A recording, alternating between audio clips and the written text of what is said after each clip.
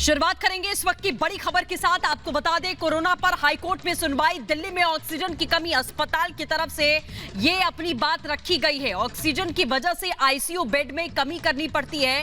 दोपहर 2:30 बजे आपको बता दें, एक बार फिर से इस मामले में सुनवाई शुरू होगी। अब कुछ देर तक ही इस पूरे मामले की सुनवाई हुई है।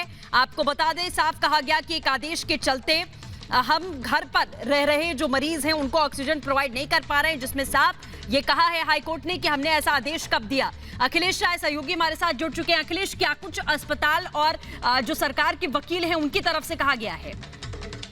देखिए, अभी तक अस्पताल की तरफ से ही कहा गया, दो तीन अस्पतालों की तरफ से हाईकोर्ट में शिकायत दर्ज कराई गई कि इस तरह से ऑक्सीजन की कमी है, उससे हम अपने बेड को बढ़ा नहीं पा रहे हैं और हमें इसकी समस्या को सॉल्व किया जाए। दूसरी तरफ एक अस्पताल ने कहा कि घर से ऑक्सीजन की कमी, ऑक्सीजन सप्लाई पर रोक लगा दी गई है, सिर्फ हॉस्पिटल को सप्लाई दी जा रही है, जिसकी वजह से और भी प्रॉब्लम हो रही है, लोग अस्पतालों की तरफ दौड़ रहे हैं। इस पर हाईकोर्ट ने बोला कि इस तरह का हमने घर पे ऑक्सीजन मुहैया कराने का कोई आदेश नहीं दिया था, और अगर इस तरह का कोई दिल्ली सरकार ने कोई आदेश दिया है तो उसको सामने लाया जाए।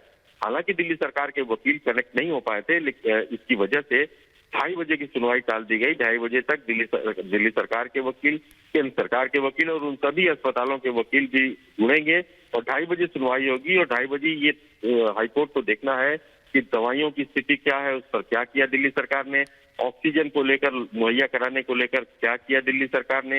इस तरह से सारे हिसाब देने होंगे कि अब तक जो दिया गया था, कल का समय उनको दिया गया था, उस पर सरकार ने क्या एक्शन प्लान तैयार किया है, उस पर कितना अमल किया गया है। ये सारी जवाबदेही दिल्ली सरकार की से की गई है और ये जवाब दिल्ली सरकार को देना होगा। 2:30 बजे का इंतजार है कि दिल्ली सरकार बताए कि क्या ऐसा आदेश क्यों निकालना पड़ा कि जो लोग घर में मरीज हैं, जिनको ऑक्सीजन की जरूरत है, उनको ऑक्सीजन नहीं देने की बात सामने आ रही है। तो ये सारी चीजें अदालत के संज्ञान में आई हैं और अब देखना है कि 2:30 बजे दिल्ली सरकार इस पर क्या अपना क्या जवाब देती है। बिल्कुल अखिलेश, अब 2:30 बजे का इंतजार है कि क्या कुछ खाका पेश करती है दिल्ली सरकार। फिलहाल हमारे साथ जुड़ने के लिए आपका बहुत शुक्रिया। तो दिल्ली से एक और बड़ी खबर आपको बता दें, एलजी को सरकार का दर्जा। एलजी के नए अधिकारियों की अधिसूचना जारी, केंद्र ने जारी की अधिसूचना। इस वक्त की बड़ी खबर आपको बता दें, एलजी को सरकार का दर्जा दिया गया। दिल्ली से ये बड़ी खबर है। अधिकारियों की जंग और अधिसूचना भी जारी कर दी गई है। केंद्र की तरफ से यह अधिसूचना जारी की गई। पीयूष सहयोगी हमारे साथ जुड़ चुके हैं। पीयूष, क्या कुछ जानकारी इस बड़ी खबर को लेकर?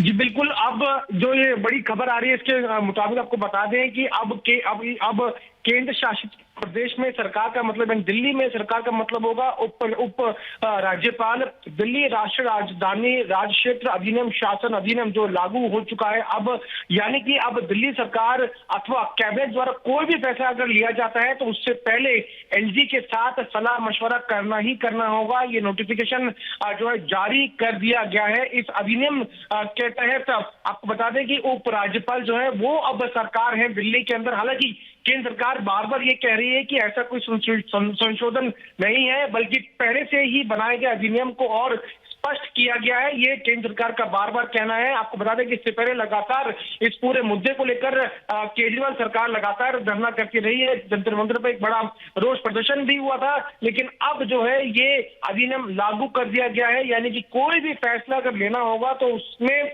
जरूरी होगा कि उपराज्यपाल की सहमति लेना, और किसी भी तरह का कोई भी अगर एक्शन भी लिया जाता है वो लेने से पहले भी जरूरी है कि उपराज्यपाल से सलाह मशवरा किया जाए। तो कहीं ना कहीं कंट्रोवर्सी लगातार बढ़ती जा रही है इस पूरे मामले को लेकर। आपको बता दें कि लगातार केंद्र सरकार और दिल्ली सरकार धरना भी हमने लगातार देखा था। अब देखना होगा कि अरविंद केजरीवाल और आम आदमी पार्टी इस पर क्या कुछ रिएक्ट करती है। फिलहाल हमारे साथ जुड़ने के लिए बहुत शुक्रिया।